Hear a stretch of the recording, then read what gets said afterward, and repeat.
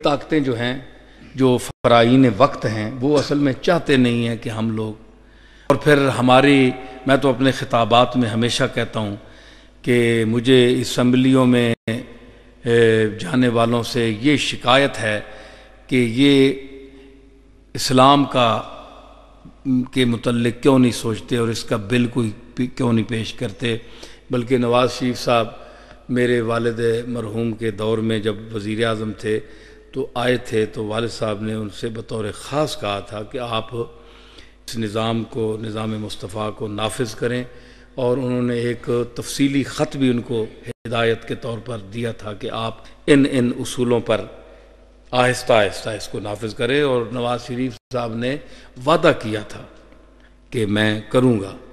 اور میں یہ سمجھتا ہوں، اس لیے نہیں کہ آپ لوگ ان کی کچھ پارٹی کے بھی لوگ بیٹھے ہیں، دوسرے بھی کچھ بیٹھے ہوں گے، میں جانتا نہیں کون کون ہے، لیکن میں یہ سمجھتا ہوں کہ ان کے دل میں اس اسلام کے حوالے سے کوئی درد موجود ضرور ہے۔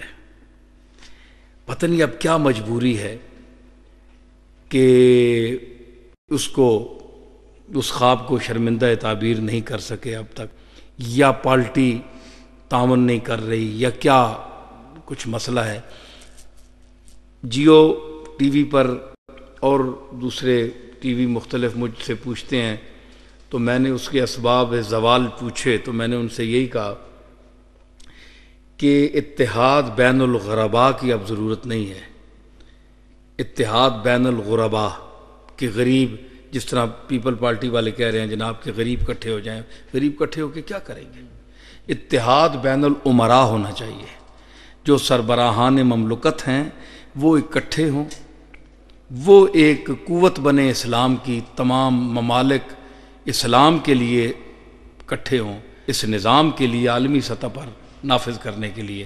اور وہ اسی وقت ہو سکتا ہے جب لیبیا اور یہ سعودی عرب اور یہ ممالک جو ہیں، یہ اپنے انفرادی جو ان کے مقاصد ہیں، دوسرے ملکوں سے کسی سے تیل لینا ہے، کسی کی گیس لینی ہے، تو ان کی وجہ سے یہ ان کے وہ نیچے گھسے ہوئے ہیں، خوشامد کرتے ہیں اپنے ملکی مفادات کے لیے۔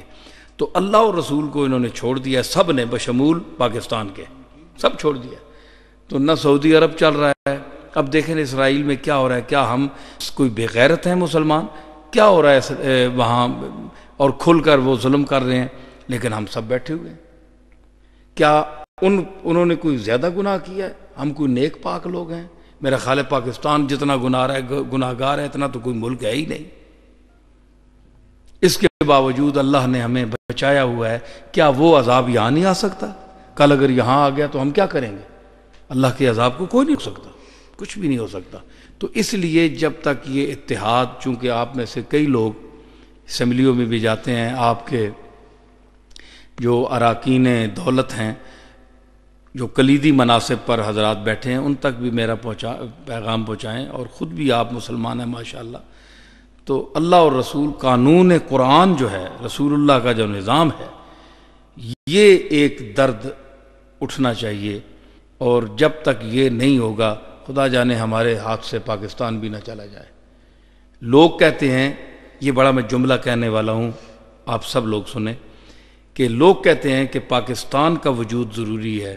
میں کہتا ہوں کہ ہمارا وجود پاکستان سے نہیں ہے، ہمارا وجود اسلام سے ہے۔ قرآن نے، دیکھیں علامہ اقبال نے کیا کہا تھا، ایک دوسرے مسلک کے مولوی صاحب ہیں، میں ان کا نام نہیں لیتا، وہ ہمسر تھے علامہ اقبال کے، تو اس نے کیا کہا کہ سرود بر سر ممبر کے ملت از وطن است، انہوں نے خود ہی لے لیا، زدیو بند حسین احمدی چے بولا جبیست۔ علامہ اقبال کہتے ہیں کہ انہوں نے ممبر پر چڑھ کر کیا کہا، ندانت رموز دی ورنہ چے بے خبر ز مقام محمد عربیست، سرود بر سر ممبر کے ملت از دی وطن است، کہ وہ مولوی صاحب چڑھے، سٹیج پر آئے، اور انہوں نے کیا گایا، راگ الاپا، کہ ملت جو ہے وہ تو وطن سے ہے، جب تک وطن نہیں ہوگا تو ملت کہاں سے ہوگی؟ علامہ اقبال نے کہا چے بے خبر ز مقام محمد عربی، وہ ملا کتنا بے خبر ہے مقام محمد عربی سے، وہ وطن پہلے کہتا ہے کہ وطن ہوگا تو پھر عوام وہاں ہوگی، پھر انسان زندہ رہیں گے، نہیں۔ اقبال نے کہا نا، بمصطفیٰ برسا خویش را کہ دیں ہمہ اوست، خطہ نہیں چاہیے ہمیں، اپنے دل کو، اپنے ذہن کو حضور تک پہنچاؤ، اپنی عقیدت کا مرجع، اپنے اخلاص کا، محبتوں کا مرجع حضور کو سمجھو، ہیں جی بمصطفیٰ بے رساں خویش را کہ دین ہمہ اوس، کہ تمام مکمل دین حضور کا تعلق ہے۔ اگر بہو نہ رسیدی تمام بولا حبیس، اگر حضور سے تمہارا تعلق نہیں ہے تو پھر نہ کسی خطے کی ضرورت ہے۔ ہندو بھی تو رہے ہیں نا، اتنا عرصہ یہاں ہندو رہے ہیں آباد، اب بھی جو ہندوستان میں ہندو موجود ہیں، پاکستان میں وہاں مسلمان بھی موجود ہیں، تو کیا وہ اس سے زیادہ ہیں؟ 30 کروڑ 40 کروڑ سے زیادہ ہیں۔ میں بھی کچھ عرصہ پہلے ہندوستان ہوا کر آیا، وہاں کے حالات بھی مجھے پتہ ہیں، کچھ جو لوگ ملے ہیں، تو کیا وہ وہاں سانس نہیں لے رہے؟ کیا وہ وہاں زندہ نہیں ہیں؟ کیا وہ نمازیں نہیں پڑھتے؟ تو ہم اگر یہاں اللہ نے ہمیں ملک الگ دیا ہے تو ہم نے کیا کون سی یہاں کوئی نئی بات کی ہے؟ اللہ کے دین کی خدمت کیا کی ہے؟ 50-60 سال ہو گئے ہیں۔ تو یہ بڑا لمحہ فکریہ ہے۔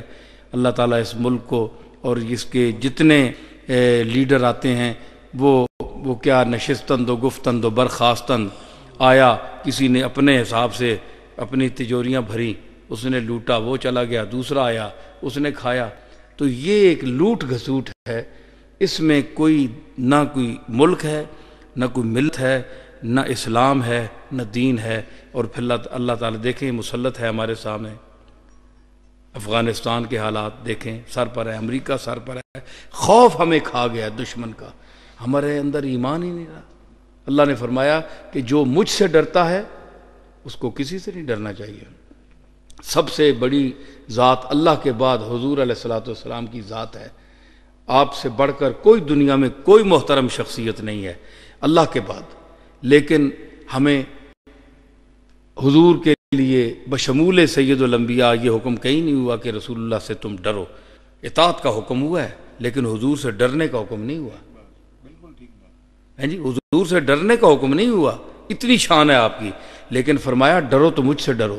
کیوں؟ ہوا اہل التقوی و اہل المغفرہ، بخشنے کے قابل صرف میں ہوں۔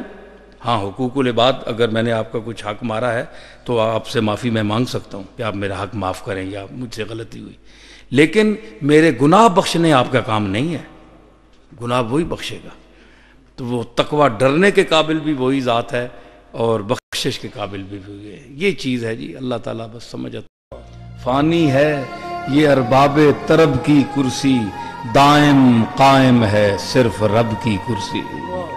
فانی ہے یہ ارباب طرب کی کرسی، دائم قائم ہے صرف رب کی کرسی۔ جسٹس ہو گورنر کے وزیر اعظم، جسٹس ہو گورنر کے وزیر اعظم، دیمک کی لپیٹ میں ہے سب کی کرسی۔